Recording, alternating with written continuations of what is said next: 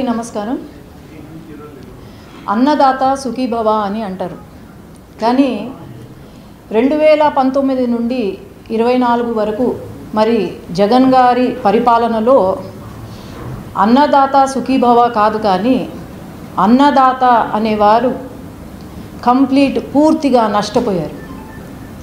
ఈరోజు పార్లమెంట్ సాక్షిగా మనం అందరం విన్నాం.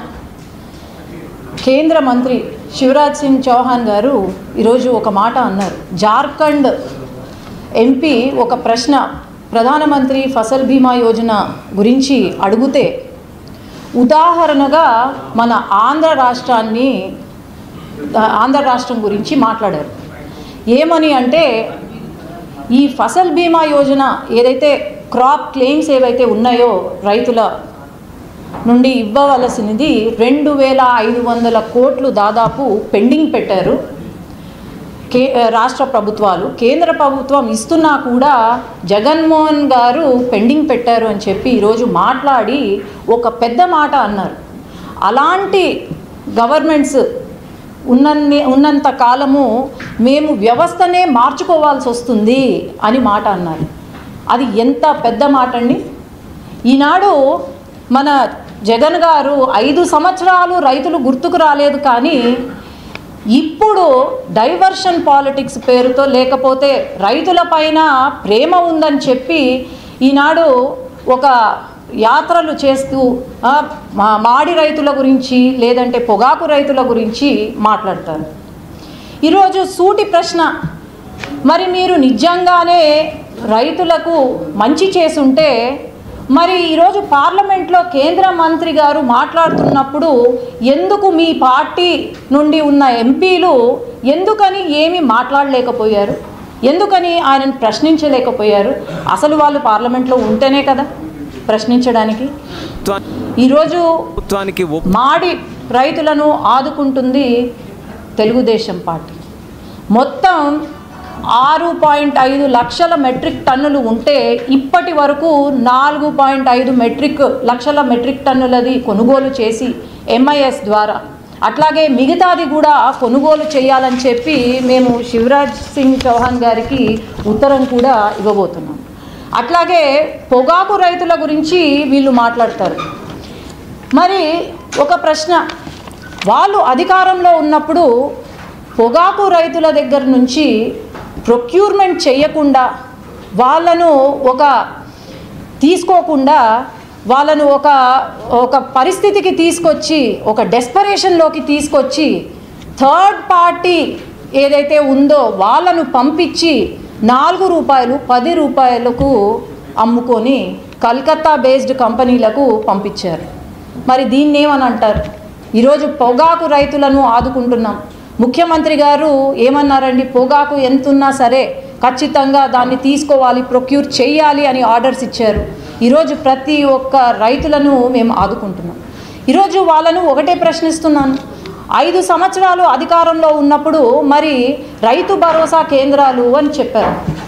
నాసి రకం విత్తనాలు అమ్ముకుంటూ ఈ నాసి రకం విత్తనాలు రైతులకు ఇచ్చి ఎంతమంది ఆత్మహత్యలు చేసుకున్నారు అని నేను ప్రశ్నిస్తున్నాను.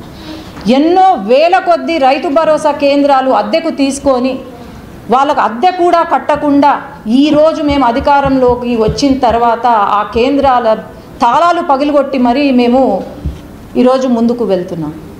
అట్లాగే హార్టికల్చర్ ఏదైతే ఉందో, హార్టికల్చర్ రైతులను ఆదుకుంటున్నాం. వాళ్ళ డెవలప్మెంట్ కోసం, వాళ్ళ అభివృద్ధి కోసము, అట్లాగే వాళ్ళ మార్కెటింగ్ కోసం కృషి చేస్తున్నాం. అదే హార్టికల్చర్ ఏమైంది, పులివెందలలో చీని అట్లాగే అరటి ఏదైతే ఉందో దాన్ని పండిస్తారు. మీరు అందరూ కూడా గమనించాలి. ఈరోజు నేను ఒక మాట చెప్పబోతున్నాను. పులివెందలలో దగ్గరలో ఒక రిజర్వాయర్ కట్టారు.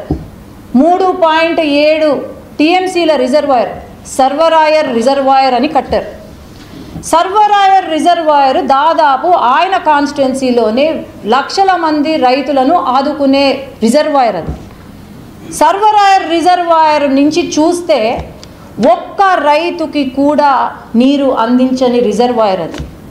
ఆ రిజర్వాయర్ ఎక్కడ నీరు అందిస్తుంది అంటే ఇటు భారతీ సిమెంట్స్కి, అటు మన జగన్ గారి మేనమామ ఉన్నారు ఆయన చీనీ తోటలు ఏవైతే ఉన్నాయో 800 ఎకరాల చీనీ తోటలకు నీరు అందిస్తున్నారు.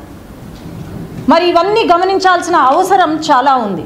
అట్లాగే ఈరోజు మొన్న లిక్కర్ స్కామ్ మాదిరి ఒక స్కామ్ నేను తీసుకురాబోతున్నాను. అది ఏంటి అంటే, రైతులు బియ్యం పండించే రైతులు ఎవరైతే ఉన్నారో వాళ్ళ దగ్గర నుంచి ఫెయిర్ ప్రైస్ షాప్కి బియ్యాన్ని కొనుగోలు చేస్తూ ఉంటే వీళ్ళు ఏం చేశారండి, దీన్ని స్మగుల్ చేసి ఆఫ్రికన్ కాంటినెంట్స్కి అట్లాగే సౌత్ ఈస్ట్ ఏషియా కాంటినెంట్స్కి కొన్ని లక్షల కోట్లు కుంభకోణం జరిగింది. దీన్ని ఖచ్చితంగా బయటికి తీసుకొని రావాలి. అట్లాగే ఇన్వెస్టిగేషన్ కూడా చేయాలి. మద్యం స్కామ్ కన్నా అతి పెద్ద స్కామ్ బియ్యం స్కామ్ కాబోతుంది మన రాష్ట్రంలో. ఈరోజు తెలుగుదేశం పార్టీ రైతులను ఆదుకోవడం కొత్త కాదు. ఆనాడు ఎన్టీ రామారావు గారు మా రాయలసీమలో కరువు వస్తే ఆయన జోల కట్టి దాదాపు 1,50,000 రూపాయలు మా రైతులకు అందించిన ఘనత తెలుగుదేశం పార్టీ. అట్లాగే గాలేరు నగరి అయితేనేమి, హంద్రీనీవా, తెలుగు గంగ ఇలాంటి ఎన్నో మహత్తరమైన ప్రాజెక్టులను తీసుకొచ్చారు. తెలుగు గంగ అనేది చెన్నై బేస్డ్, చెన్నైకి ఒక్క చుక్క నీళ్లు తాగునీళ్ళు రాకపోతే మనం అందించిన ఘనత మన తెలుగుదేశం పార్టీ.